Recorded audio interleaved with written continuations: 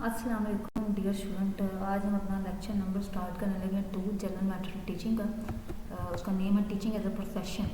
सबसे पहले हम स्टार्ट करते हैं सम मिसकंसेप्शंस क्या है, मतलब गलत फहमियाँ क्या है, गलत पॉइंट ऑफ व्यू क्या टीचिंग के बारे में। सबसे पहले तो ये कि स्कूल और आइसोलेटेड प्लेसेस, कि स्कूल आइसोलेटेड प्लेसेस होते हैं। देखिए स्कूल एक आइसोलेटेड प्लेस नहीं हो सकता। हम कभी अकेले में तो पढ़ाई नहीं करते हैं, टीचर अकेले तो नहीं पढ़ाता ना। तो स्कूल आइसोलेटेड नहीं होता। स्कूल वहाँ जगह होती है जहाँ पर सारे होते हैं, स्टूडेंट होते हैं, टीचर होते हैं। तो ये गलत है कि स्कूल एक आइसोलेटेड प्लेस होती है। ठीक है, teacher believe that school are isolated that are totally detach from the society which is not true. ठीक है, वे एक सोसाइटी का हिस्सा होते हैं, इससे बिल्कुल अलग नहीं हो सकते। ठीक हो गया। आगे education is about learning in different. अक्सर टीचर को लगता है कि एजुकेशन ये है कि आप डिफरेंट सब्जेक्ट पढ़ा रहे हो, तो ऐसा कुछ नहीं है। एजुकेशन ये है कि वो डिफरेंट सब्जेक्ट पढ़ा रहे हो, पढ़कर उनको जॉब मिल जाए, तो ऐसा कुछ नहीं है। एजुकेशन का मतलब होता है आप लोगों को कंसेप्ट दें, उनकी नॉलेज बेहतर करें, उनके लर्निंग बिहेवियर को चेंज करें, उनको इस तरह का बनाएं कि वो दूसरों के लिए भी फ़ायदेमंद हो, अपने लिए तो हो ही। ठीक है, तो ये भी एक गलत कंसेप्ट है। ठीक है, education is serving as a purpose getting jobs in the job market भी ऑलवेज। हम हमेशा यही कोशिश करते रहते हैं कि बच्चे की नॉलेज टेस्ट कीजिए, उसको कितना याद है। देखो उसको कितना याद है ये उसकी लर्निंग या उसकी इंटेलिजेंस को नहीं बता सकता। ठीक है, ये गलत है कि शायद आप उसकी नॉलेज टेस्ट करते रहते हैं।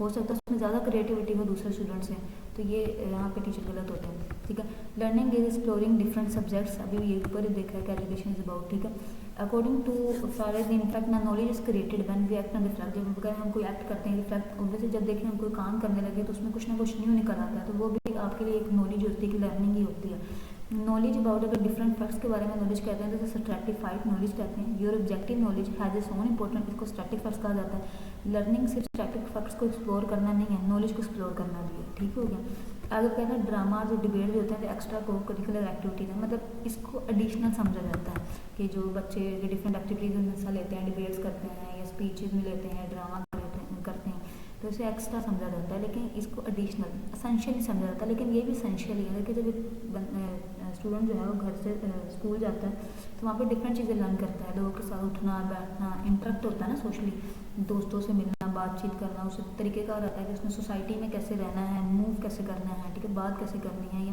मुख्तलिफ चीज़ें। सिर्फ पढ़ाई करके तो वो माशरे के लिए फ़ायदेमंद नहीं हो सकता है या सोसाइटी में एक अच्छा किरदार नहीं अदा कर सकता। उसे हर शोबे में या हर फील्ड में कह लो उससे बेहतर होना चाहिए, उसमें कॉन्फिडेंस होना चाहिए। तो ये गलत है। यहाँ पे लिखा है होलिस्टिक का क्या मतलब होता है। ठीक है, होलिस्टिक डेवलपमेंट का मतलब होता है means complete development of a child. ठीक है, उसे फिजिकली इंटेलेक्चुअली में बात करें तो physically intellectually ethically socially and spiritually तमाम जो स्टूडेंट की डेवलपमेंट होती है उसे होलिस्टिक डेवलपमेंट कहा जाता है। सिर्फ ये कि आप वो पढ़ ले और वो जिस चीज़ सुना दे तो ये उसकी पूरी डेवलपमेंट नहीं होती, तो सिर्फ एक टेस्ट होता है उसकी नॉलेज का कि वो कितनी जल्दी चीज़ों को रिमेंबर कर सकता है। ठीक है, ठीक है, तो ऐसा कुछ नहीं है। ये मतलब नहीं है कि स्लो लर्नर्स जो होते हैं, जो मतलब थोड़ा कम देर बहुत जो है जल्दी याद नहीं करते तो वो इंटेलिजेंट नहीं है, ऐसा कुछ नहीं है, गलत है सारा कुछ। ठीक है, तो ये आपके बारे में लिखा होलिस्टिक डेवलपमेंट, इसकी डिफाइन आपने अच्छे से कर लेनी कि complete development of a child is called holistic, जिसमें स्पिरिचुअली एथिकली सब आ जाता है। ठीक है, ठीक है, होलिस्टिक डेवलपमेंट में ये है कि चाइल्ड गेम्स में हिस्सा भी ले, डिबेट्स में भी ले, ड्रामाज में भी ले। ठीक है, आगे एक और गलत मिसकंसेप्शन है कि साइलेंट जो है वो लर्निंग को प्रमोट करती है। देखिए साइलेंस लर्निंग को कैसे प्रमोट कर सकती है।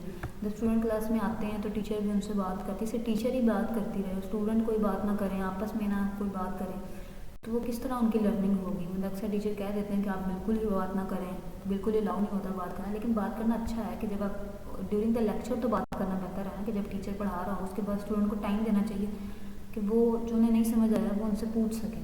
ठीक है, या अगर उन्हें समझ आया तो टीचर उनसे क्वेश्चन कर सके, वो एक दूसरे से क्वेश्चन कर सके चीज़ों के बारे में, तो उनकी ज़्यादा होती है। ठीक है, तो इस तरह नहीं कहना चाहिए कि आप बिल्कुल ही अपनी आइडिया शेयर ना करें, चुप करके बैठे रहें। ठीक है, अब देखें क्योंकि हो सकता है टीचर कुछ उनसे ही न्यू लर्न कर ले, ये भी पॉसिबिलिटी होती है।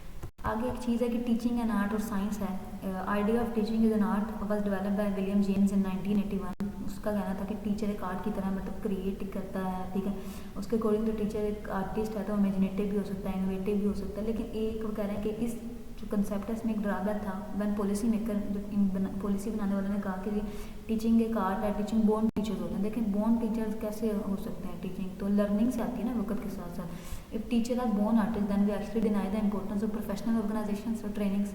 ठीक है, ये एक चीज़ है। आगे एक चीज़ भी क्लेम की जाती है कि टीचिंग एक साइंस भी है, it shows the there the research, teaching पर रिसर्च हुई, डिफरेंट किस्म की थेरीज आई कि टीचिंग मेथड्स पर, तो हम ये भी कह सकते हैं कि it is actually true the teaching is an art and science. ठीक है, तो यहाँ हमने यहाँ होलिस्टिक डेवलपमेंट के बारे में पढ़ा और इस तरह डिफरेंट कंसेप्ट यहाँ पढ़ते रहेंगे। तो कहते हैं एक प्रोफेशनल होने की तरह लिए क्या क्राइटेरिया है। लाइक आल प्रोफेशनल, जितने भी प्रोफेशन है, टीचिंग का भी अपना एक स्टैंडर्ड है, उसका अपना क्राइटेरिया है। तो प्रोफेशनल होने के लिए क्या क्राइटेरिया है। लर्निंग का प्रोफेशनल इन्वॉल्व होता है learning many concept and principles of that professions. ठीक हो गया। पहला तो ये क्राइटेरिया होता है कि अगर आपने प्रोफेशन लर्न करना है तो उसके बारे में आप उसके डिफरेंट कंसेप्ट और प्रिंसिपल आपको आना चाहिए। ठीक है। वी कैन नॉट कंपेयर, हम ये नहीं कह सकते जैसे कंपाउंडर होते हैं कि हम क्या कंपाउंडर को हम डॉक्टर से कंपेयर करें। कंपाउंडर नहीं जानता जितना डॉक्टर जानता है। ठीक है। तो ये है कि जब कोई प्रोफेशनल बनना चाहता है तो उसके बारे सब्जेक्ट के बारे में से नॉलेज होनी चाहिए। मगर profession has a body of technique and they may be transmitted. देखिए हर प्रोफेशन की अपनी टेक्निक होती है। ठीक है। हर प्रोफेशन के अपने एक वे होते हैं, अपने तरीके होते हैं। इसी तरह इसके टीचिंग के भी हैं। ठीक है। जैसे कैमरा मैन है, किस तरह पिक्चर लेनी उसकी भी टेक्निक्स होती है, डॉक्टर्स की अपनी टेक्निक्स होती है, तो टीचर की भी अपनी एक टेक्निक्स होती है। आगे अब profession is internally organized and self disciplines. ठीक है। मीन्स के there are different professional organization that tell the profession what have they do.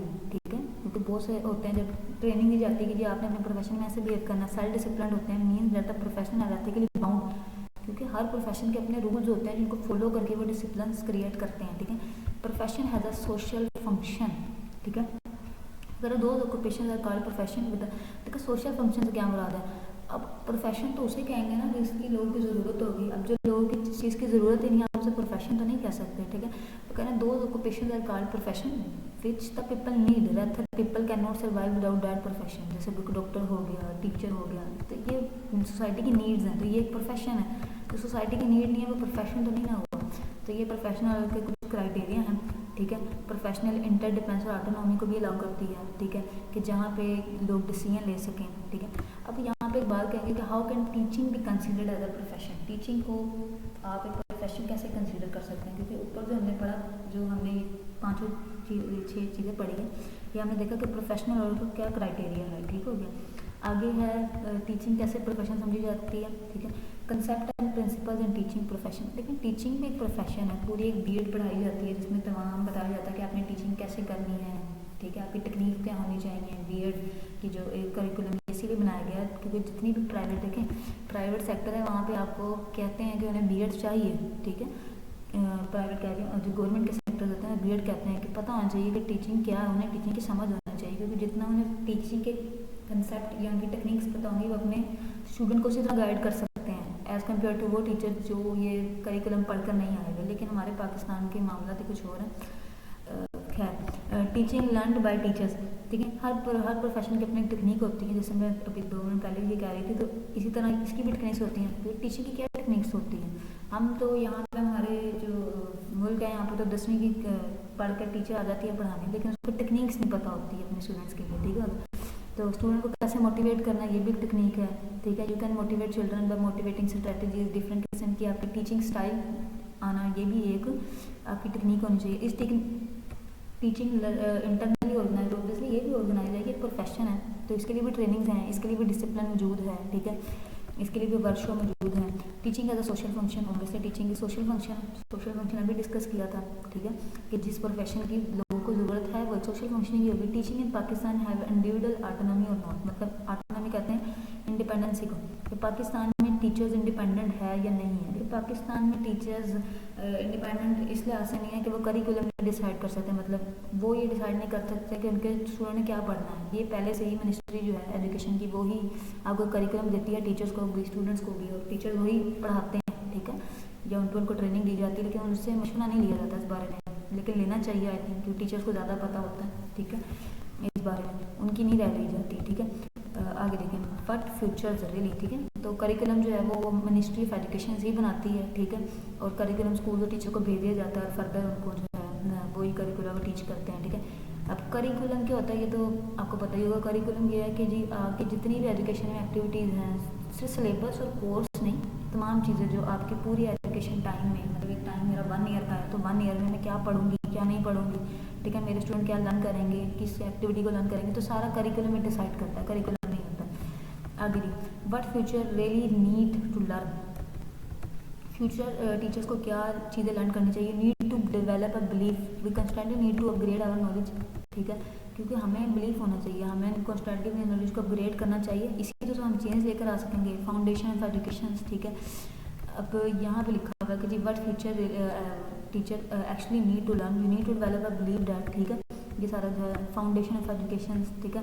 पैडागोजिकली contact मतलब आपको अपने जो है जो सब्जेक्ट उसकी नॉलेज होनी चाहिए। नॉलेज मीन्स कि knowledge about how to teach the student, student का पता होगा स्टूडेंट को कैसे टीच करवाना है, ठीक है। एवरी सब्जेक्ट देखिए हर सब्जेक्ट का अपना एक फ्लेवर क्या है, ये अपना ही कॉन्टेक्स्ट होता है, सेम नहीं होते, वेरी करते हैं। तो आपको वो भी पता होना चाहिए उनके कंटेंट। इसके टीचर को ये भी ज़रूरत है कि वो बच्चों की असेसमेंट भी कर सके। अब असेसमेंट कैसे कर सके कि जी बच्चों के लिए देख सके कि उन्हें लर्निंग की कितनी समझ आई है, रिपोर्ट रिजल्ट बना लें, ठीक है।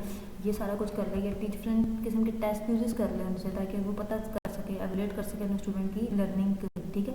टीचिंग टेक्निक्स एंड स्किल्स, तो ये सारी जो हमने पढ़ी हुई किसके अंदर आता है, but future teacher really need to learn, उन्हें क्या क्या लर्न करना चाहिए, ठीक है। उन्हें एजुकेशन के बारे में पता होना चाहिए, उन्हें पैडागोजिकल नॉलेज होनी चाहिए, ठीक है। असेसमेंट रेवल्यूशंस करनी आनी चाहिए। आगे भी things you have to learn you want to be professional, तो आपको ये सारी चीज़ें आनी चाहिए। आपको टीचिंग स्किल्स आनी चाहिए, ठीक है। आपको क्लासरूम को मैनेज करना आना चाहिए, ठीक है। इसके बाद मोटिवेटिंग पीपल, मतलब स्टूडेंट्स को मोटिवेट करना आना चाहिए, उनके बिहेवियर को ठीक कर मैनेज करना आना चाहिए। Develop professional values and perspective, आप एक प्रोफेशनल वैल्यूज़ और पर्सपेक्टिव को कैसे डेवलप कर सकते हैं, मतलब टीचिंग के लिए प्रोफेशनल वैल्यूज हैं, कमिटमेंट हो, ऑनेस्टी हो, ठीक है, रिफ्लेक्शन उसके एक्शन में, ठीक है। देयर शुड बी, उसका कोई गैप नहीं होना चाहिए कि टीचर्स जो कह रहा है और जो, ठीक है, वो करने में, मतलब मैं कहूँगी जी आपको ईमानदारी से काम लेना चाहिए, मैं खुद ही ईमानदारी से काम नहीं ले रही तो मेरी क्या जाएगी राय स्टूडेंट्स की नज़र में, और इस तरह सोसाइटी में क्या चेंज आएगा, उल्टा खराबी आना स्टार्ट हो जाएगी। तो हमें जो कहना चाहिए हमें वही करना चाहिए, ठीक है, ठीक है। ये नहीं करना चाहिए, ठीक है।